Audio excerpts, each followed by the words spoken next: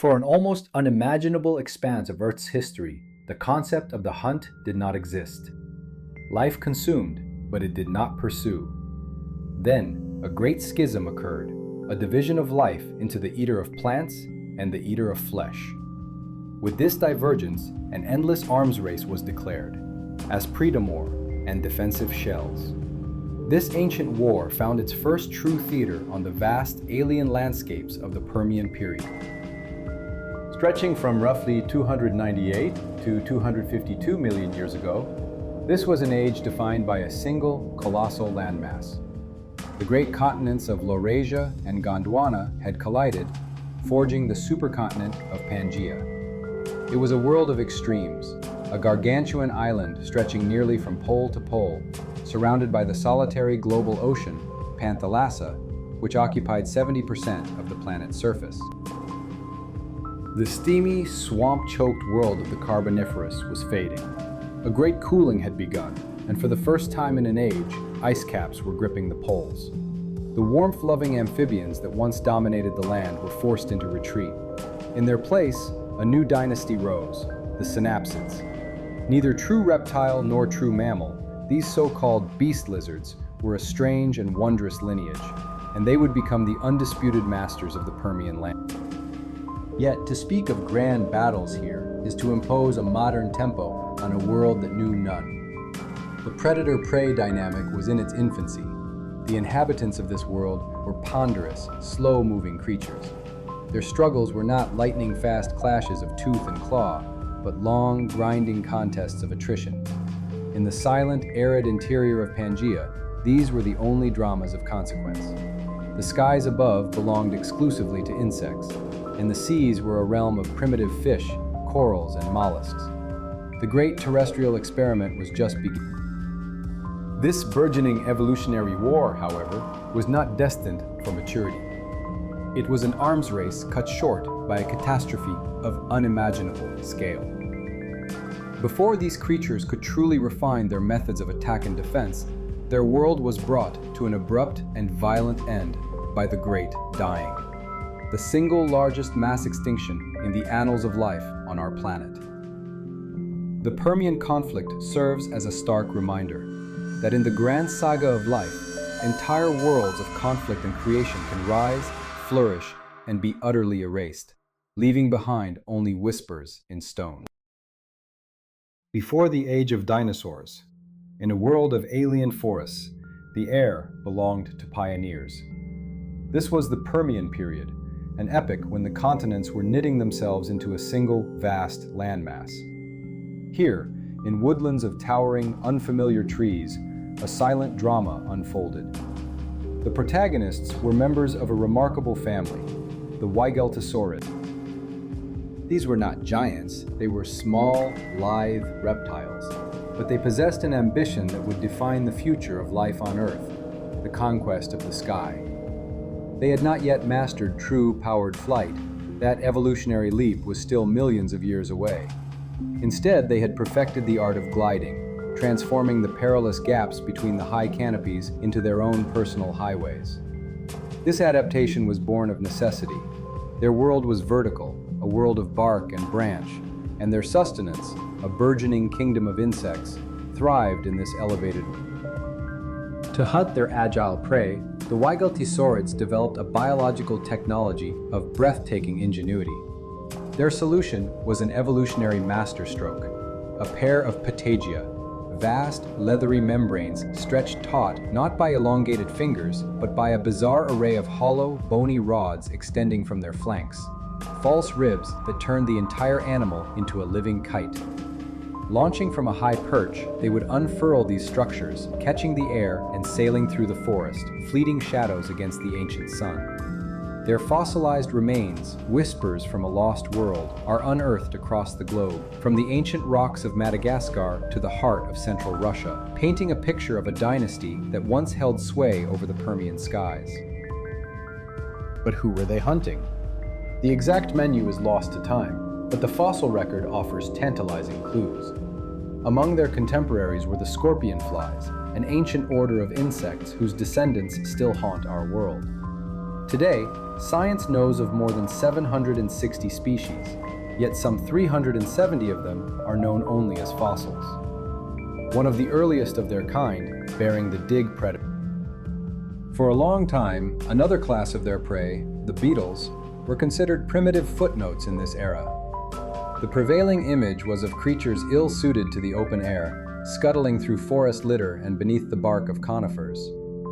Their wing covers, the elytra, were thought to be soft, not fully hardened, and their bodies were often covered in crude, bumpy textures, evolutionary works in progress.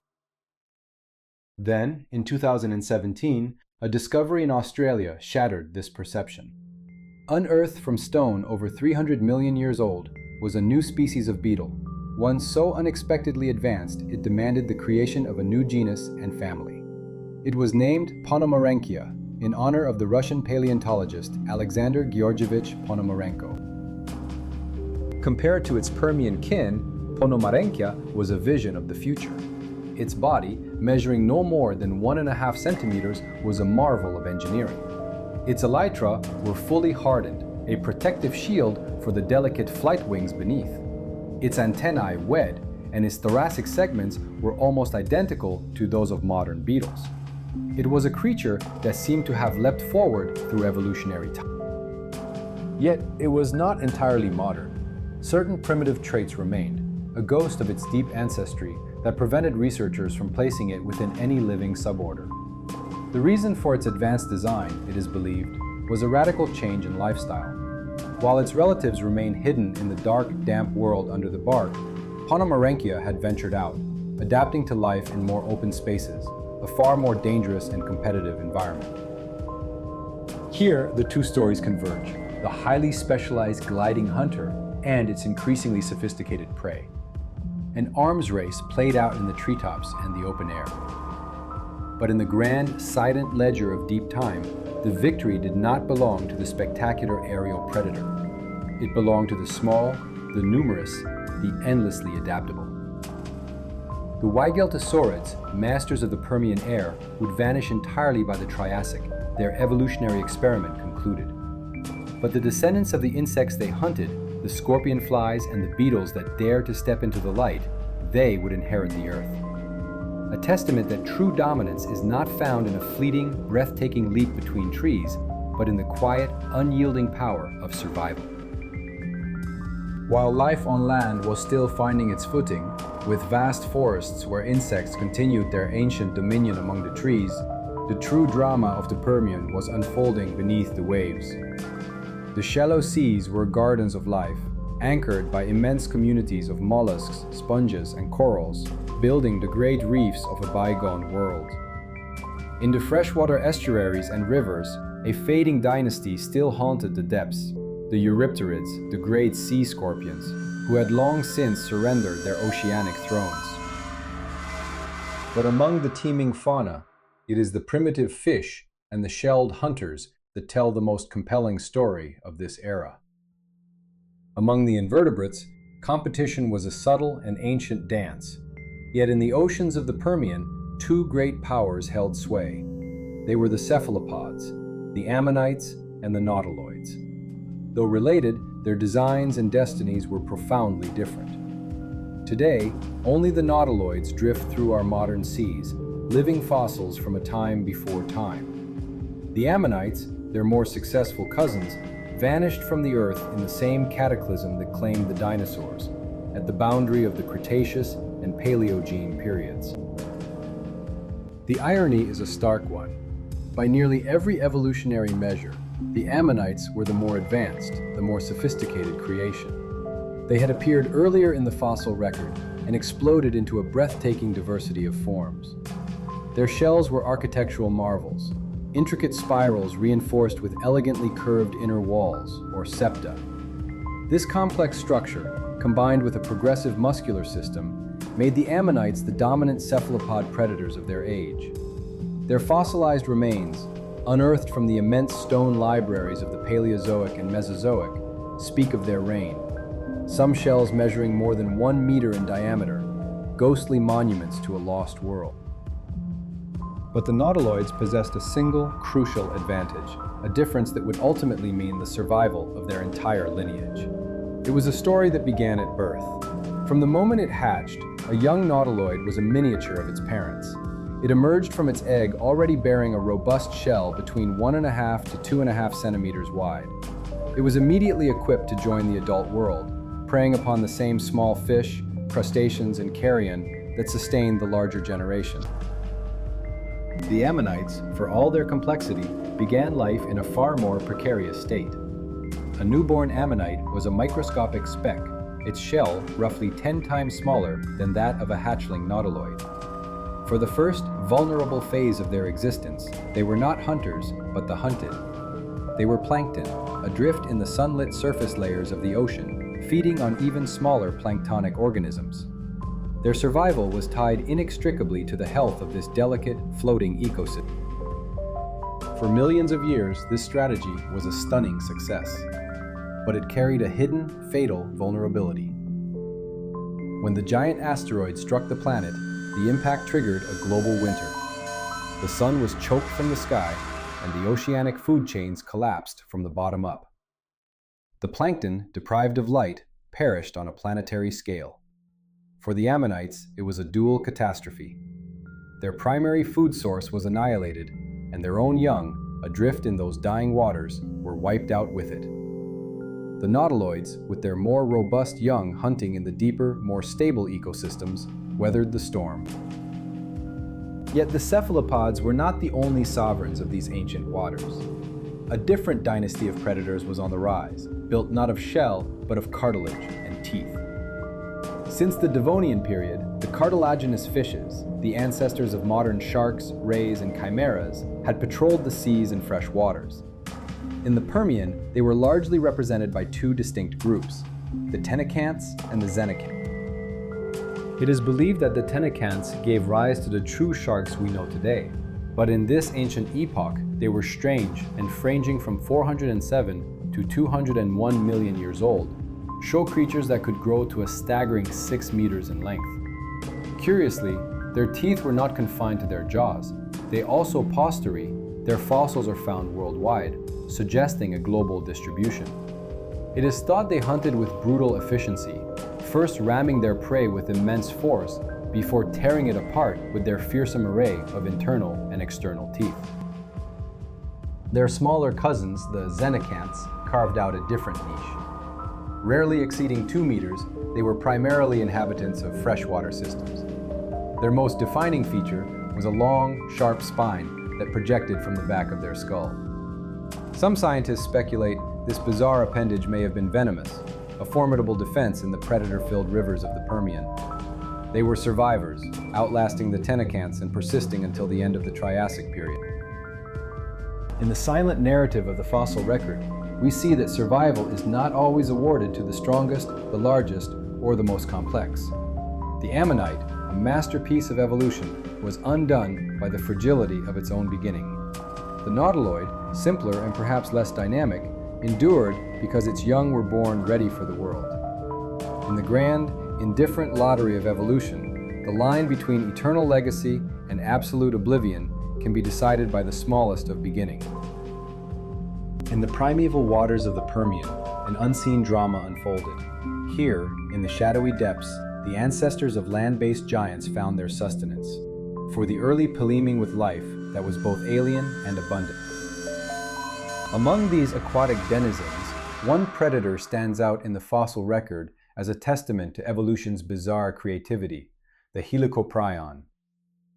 Superficially resembling a shark, this creature possessed but a terrifying spiral, a whirl of serrated daggers that grew continuously. For decades, its true function was a source of intense debate. Now, the consensus paints a brutal picture. Helicoprion wielded this living buzzsaw to slice through the tough, coiled shells of ammonites and other hard-bodied cephalopods, shattering their defenses with a gruesome efficiency. But the waters were home to more than just these nightmarish hunters. Darting through the ancient seas was another, more ancient lineage, the Acanthodians. These were the spiny sharks, though they were not true sharks at all, but distant ancestors to the bony fish that dominate our modern oceans. Their global distribution speaks to their success.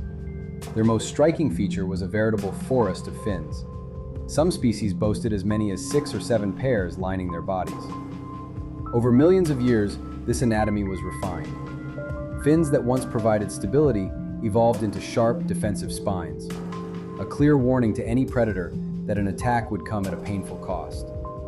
The acanthodians were a diverse group, with some actively hunting smaller prey, while others filtered the water for plankton, occupying nearly every niche the aquatic world had to offer. Yet, of all the life beneath the waves, one group carries a profound significance for us: the lobe-finned fish. It was from their ranks that, millions of years prior, the first vertebrates had crawled onto the shore. They were the pioneers, the architects of a future they could never comprehend. In their fins lay the nascent blueprint for legs, and in their lineage, the distant promise of all terrestrial vertebrates. Today, only a single ghost of this once mighty dynasty remains: the coelacanth, a living fossil haunting the deep ocean, a tangible link to the very ancestors who set in motion the evolutionary cascade that would eventually lead to humanity. But the true crucible of change was now on the land. As the Permian period wore on, a biological arms race was escalating with ferocious intensity. The planet's continents had fused into the supercontinent of Pangea, creating vast, arid interiors that demanded new adaptations for survival.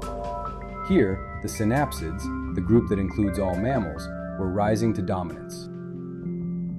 The early synapsids, the Helicoprions, still bore a strong resemblance to reptiles. Their most iconic representative was Dimetrodon. Instantly recognizable by the magnificent sail of skin stretched over elongated neural spines on its back, this creature was long mistaken for a dinosaur. Yet the truth is far more intimate. Dimetrodon is more closely related to us than to any Tyrannosaurus or Triceratops. That's the morning sun. It would have rapidly warmed the animal's blood, allowing it to become active long before its cold-blooded prey and competitors.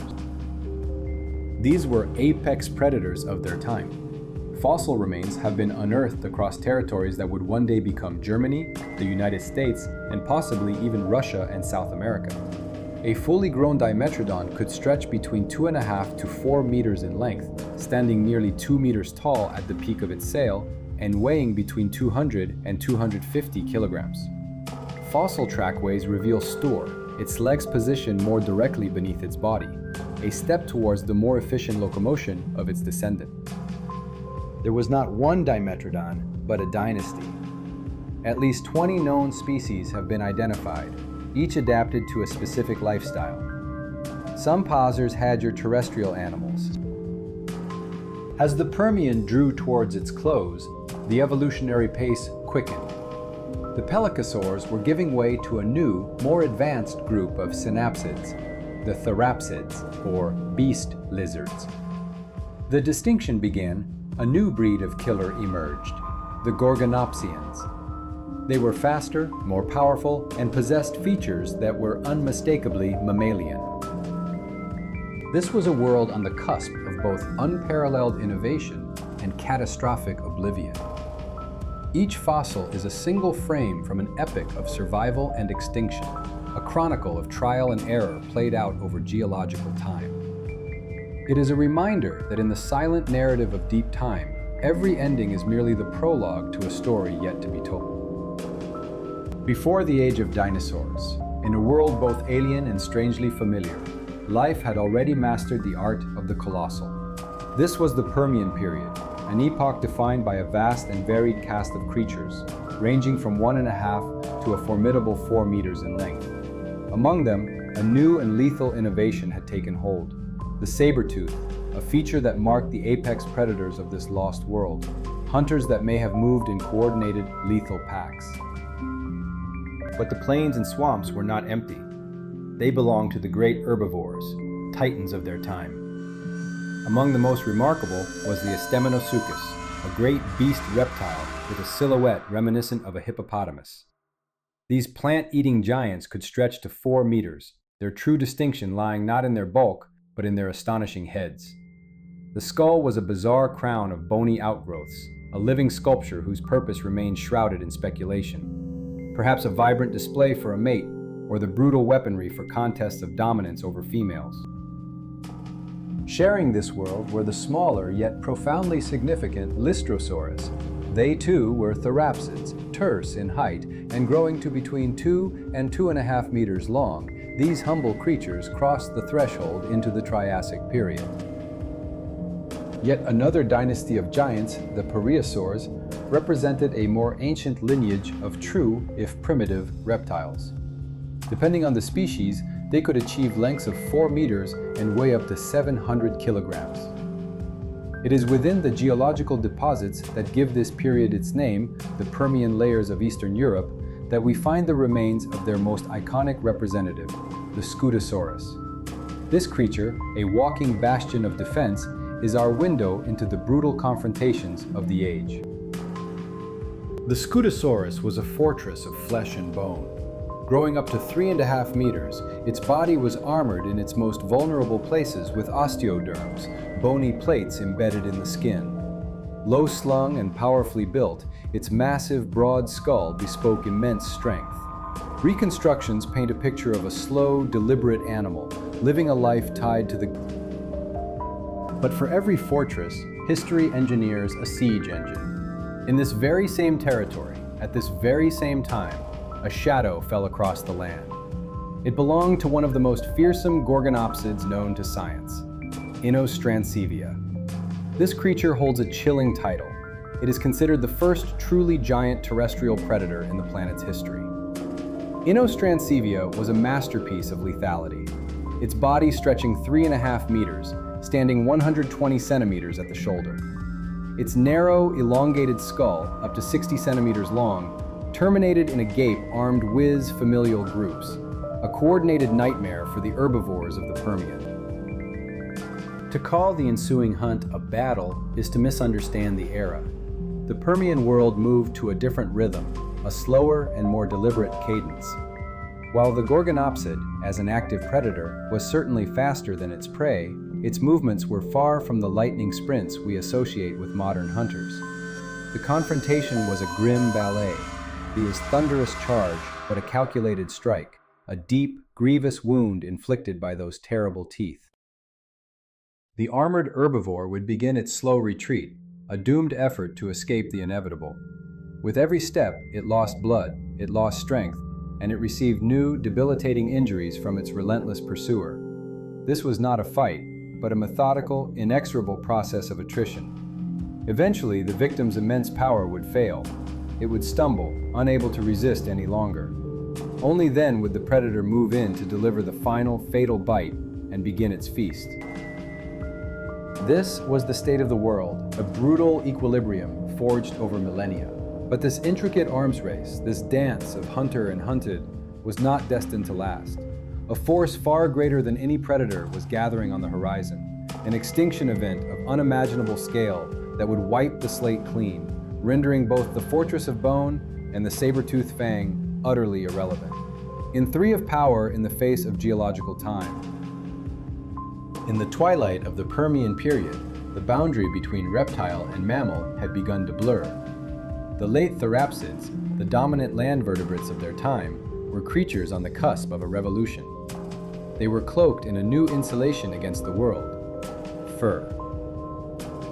An even more profound innovation was taking shape. Through specialized glands in their skin, mothers nourished their young with a rich secretion, a precursor to true milk. It was a method of care we still see today, a faint echo in emetic confrontations between warm-blooded hunter and hunted. But this future was not to be. Before the therapsids could complete their journey, history was violently interrupted by a cataclysm of planetary scale. Had this great extinction not occurred, neither the dinosaurs nor, much later, our own mammalian ancestors would have ever had the chance to inherit the Earth. The path of life was irrevocably altered. The grand battles for survival would be waged not by these pioneering beast lizards, but by the great noun by the fail. It merely wrote the opening chapter, establishing the brutal, elegant tendencies of evolution that would echo for all time.